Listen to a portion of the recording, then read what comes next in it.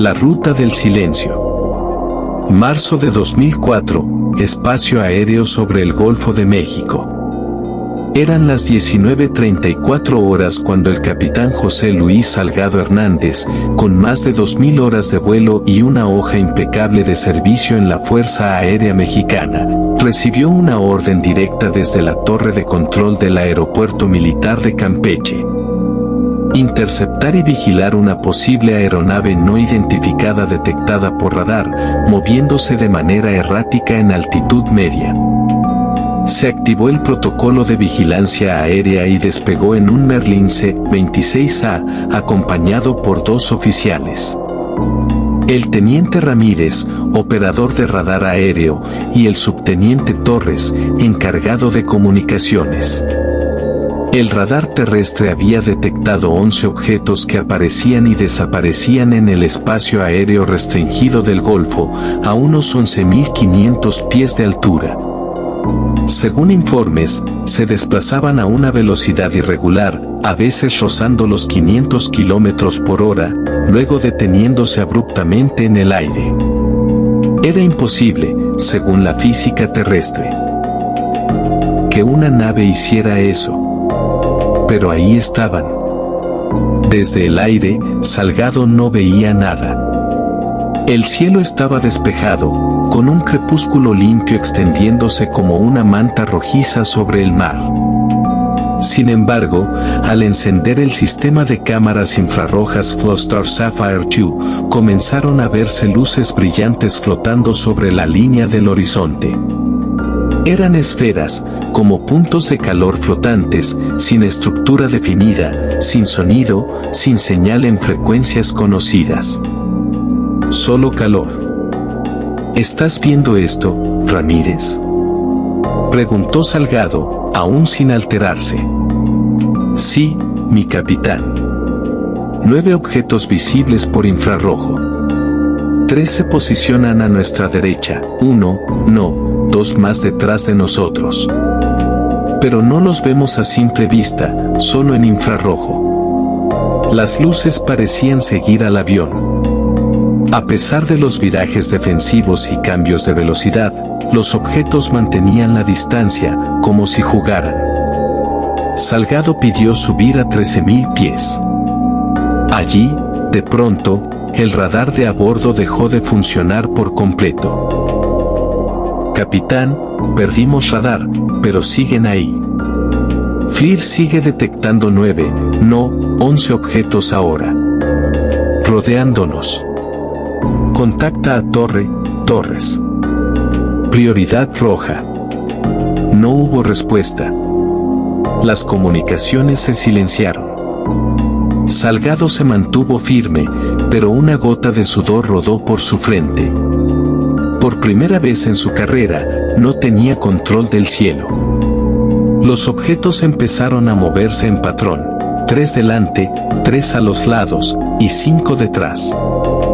Formaban un anillo alrededor del avión. El cielo seguía despejado, pero una especie de niebla lumínica comenzó a cubrir el entorno del avión, como un resplandor invisible al ojo humano, solo captado por los sensores infrarrojos. Entonces ocurrió lo imposible. Uno de los objetos atravesó la trayectoria del avión a escasos 30 metros de distancia sin causar turbulencia ni sonido. Fue tan rápido y silencioso que el sistema FLIR apenas logró captar su forma por milisegundos. ¿Qué demonios fue eso?, gritó el teniente Ramírez. No lo sé. Pero no fue terrestre. Un zumbido comenzó a escucharse dentro del fuselaje. Un pulso grave, como un latido sordo, vibraba en las paredes del avión. Luego, un destello blanco. Todo se volvió blanco por 2 segundos. Cuando recuperaron la visión, todos los objetos habían desaparecido. El radar volvió. Las comunicaciones también. Estaban a 350 kilómetros de la ruta original. Habían perdido 18 minutos sin explicación alguna. No se registró aceleración ni giros violentos. Era como si hubieran sido transportados. Volvieron a la base en silencio. El video fue clasificado. Pero en 2004, una copia se filtró al periodista Jamie Mosen, quien lo presentó públicamente.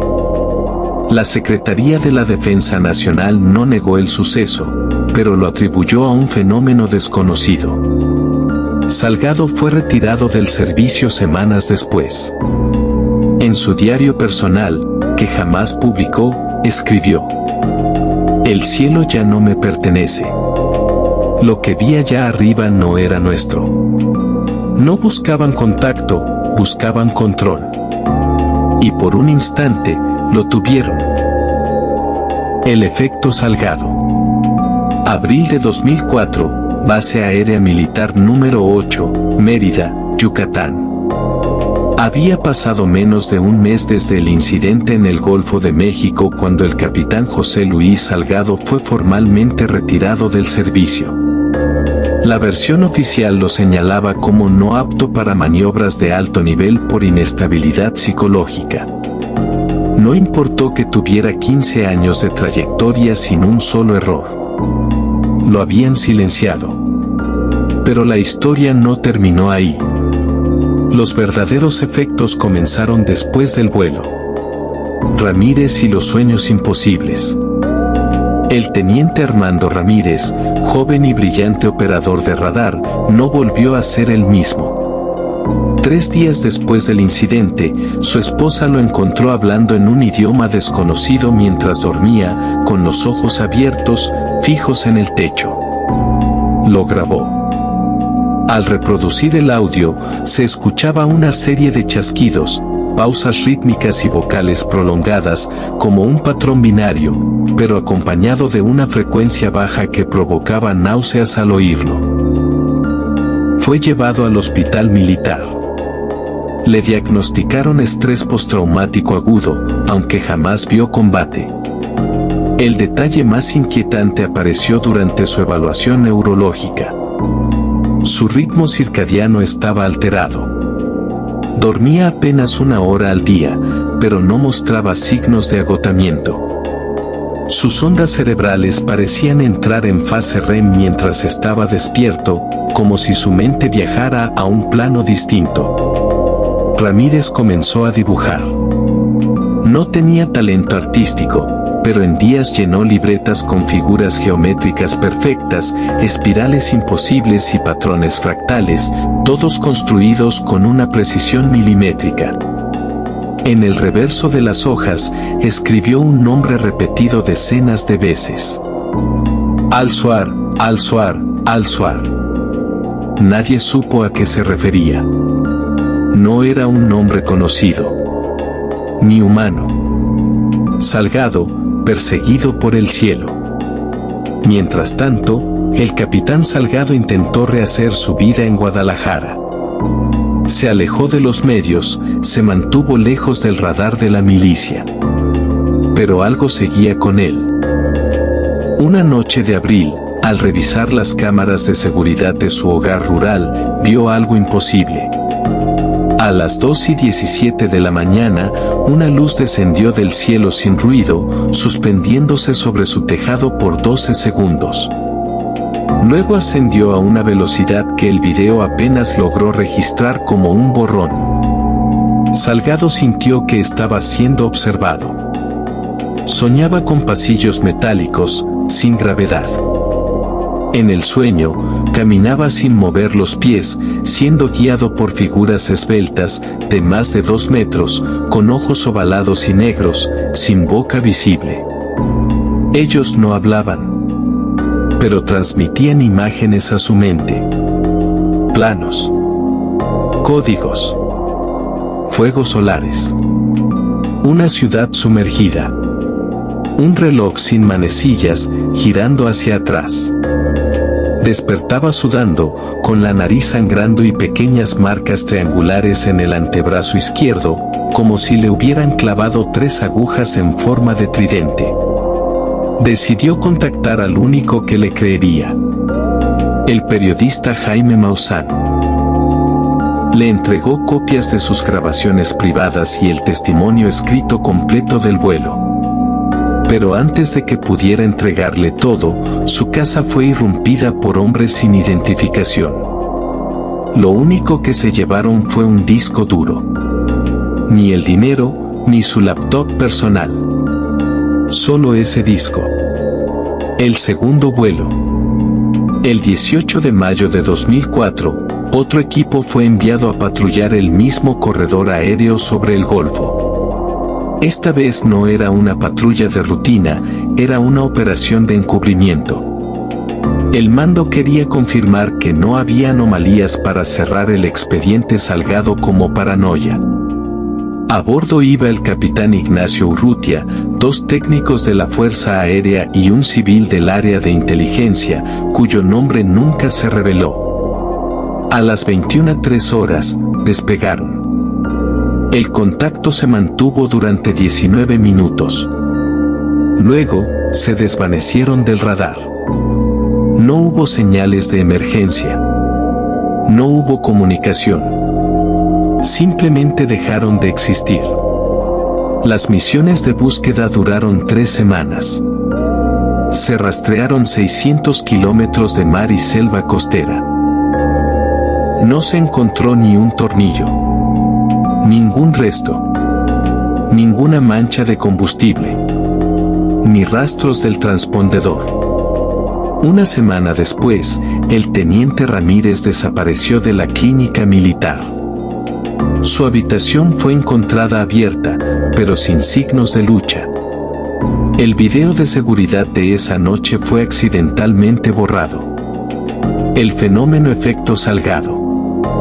Los investigadores independientes empezaron a referirse al caso como el efecto Salgado, un patrón observado en individuos que han tenido contacto cercano con entidades desconocidas en condiciones de aislamiento aéreo. Las características comunes. Tiempo perdido, lagunas temporales inexplicables. Comportamientos obsesivos con patrones geométricos.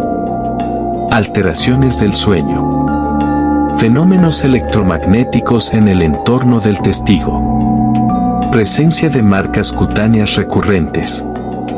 El capitán Salgado, por su parte, desapareció de la esfera pública en 2005. Su última comunicación fue una carta enviada al investigador Sergio González, en la cual escribió: "No era un encuentro. Era una prueba. No querían comunicarse. Querían ver cómo respondíamos. Y ahora, ya saben que no podemos defendernos". Desde entonces, otros pilotos han reportado avistamientos similares en la zona, pero todos terminan en silencio, con archivos cerrados y testigos trasladados fuera del país. La ciudad en el cielo. Junio de 2005, zona restringida del desierto de Sonora, México. La historia parecía haber muerto tras la desaparición del teniente Ramírez, el vuelo perdido del capitán Urrutia y la retirada definitiva del capitán José Luis Salgado. Pero los fenómenos no se detuvieron. Simplemente cambiaron de escenario. En una base militar no identificada del norte de México, un radar experimental de largo alcance detectó por 3 noches consecutivas una estructura flotando a más de 18.000 metros de altura, inmóvil y sin origen terrestre aparente. Los operadores del radar, al compararlo con bases de datos satelitales, notaron algo alarmante. Esa estructura no aparecía en ninguna lectura óptica o térmica, solo en radar. El 4 de junio de 2005, se autorizó una misión de reconocimiento no oficial, realizada por un piloto retirado que había solicitado volver a volar. El capitán Salgado. La misión no autorizada. Salgado reapareció en la base con una condición: volar solo. Nadie supo cómo obtuvo autorización. A bordo de un avión Cessna 441 equipado con instrumentos FLIR y medidores magnéticos. Despegó a las 22:17 horas hacia las coordenadas donde la ciudad en el cielo había sido registrada. Lo que ocurrió a continuación fue reconstruido gracias al registro parcial del FLIR recuperado por investigadores independientes. Las autoridades jamás reconocieron esta misión oficialmente. Durante los primeros 40 minutos, no hubo anomalías. Pero al cruzar la latitud 31.19, longitud -113.04, Salgado activó el piloto automático y encendió el sensor térmico. A 18.200 metros de altitud, una masa apareció a su izquierda, flotando sin movimiento aparente. No era una nave. Era una estructura vertical, de aproximadamente 600 metros de altura, con forma de torre flotante. Parecía hecha de vidrio oscuro, pero su contorno temblaba, como si no estuviera completamente anclada a esta realidad. A su alrededor, docenas de luces se desplazaban como insectos orbitando una colmena. Salgado narró en su bitácora de voz: "Esto no es una nave. Es un faro suspendido entre dimensiones. Tiene niveles. Puedo ver pasajes internos. Hay movimiento adentro. Como sombras caminando en pasillos suspendidos en la nada. Contacto". A las 23:08 horas, Salgado perdió el control de los mandos. El avión se mantuvo estable, pero dejó de responder al control manual. Una voz metálica, no humana, irrumpió en la radio. "Ya no necesitas volar. Ahora, solo observa". Durante exactamente 4 minutos con 27 segundos, la transmisión de video captó algo que desafía toda lógica. Una ciudad suspendida sobre el vacío. Edificios de formas imposibles, estructuras flotantes conectadas por haces de luz azulada. Entidades humanoides moviéndose entre plataformas sin suelo. No caminaban, flotaban. No había cielo. Solo una curvatura estelar que parecía el reflejo de un universo al revés. Salgado habló en voz baja: "Estoy viendo un ecosistema no humano. No están ocultos por miedo. Están ocultos por compasión. Lo que hay aquí podría destruir nuestra percepción del tiempo y el alma. El regreso y el final". A la 1:41 de la madrugada, el avión aterrizó solo. Salgado no estaba a bordo. Pero los instrumentos no registraron ninguna apertura de puerta ni cambio de presión. Simplemente desapareció en el aire. Sin embargo, 3 días después, el teniente Ramírez fue encontrado de pie, completamente desnudo y en estado catatónico, en las afueras de Hermosillo. Su cuerpo mostraba los mismos triángulos punzantes en el antebrazo que Salgado había descrito. No había envejecido un solo día. En su mano derecha sostenía una hoja de papel con un dibujo. Era la estructura flotante, y debajo, una serie de símbolos idénticos a los que había garabateado en la clínica el año anterior. Un lingüista independiente de la UNAM analizó los patrones. Descubrió que correspondían a una matriz lógica. No era un idioma. Era un algoritmo. Uno que describía una frecuencia umbral de apertura. La única frase traducible fue: "Cuando recuerden quiénes fueron, sabrán por qué no deben volver". Desde 2005, las autoridades mexicanas han negado toda actividad aérea en esa región del desierto. Los radares civiles muestran interferencia magnética sobre esa zona cada año entre mayo y julio. Desde satélites, el área aparece distorsionada, como si un velo invisible la cubriera. Algunos pilotos comerciales han reportado avistamientos de estructuras brillantes que desaparecen al parpadear. Uno de ellos afirmó: "No es que se oculten. Es que están en una frecuencia que nuestros ojos no captan. Pero si subes lo suficiente, si estás en el punto correcto, te ven. El capitán Salgado nunca fue hallado. Pero en 2013, un excursionista encontró su bitácora de vuelo enterrada en una caja metálica en medio del desierto. Su última anotación: no eran invasores. Éramos nosotros los intrusos. Ellos construyen en la sombra de nuestra ignorancia.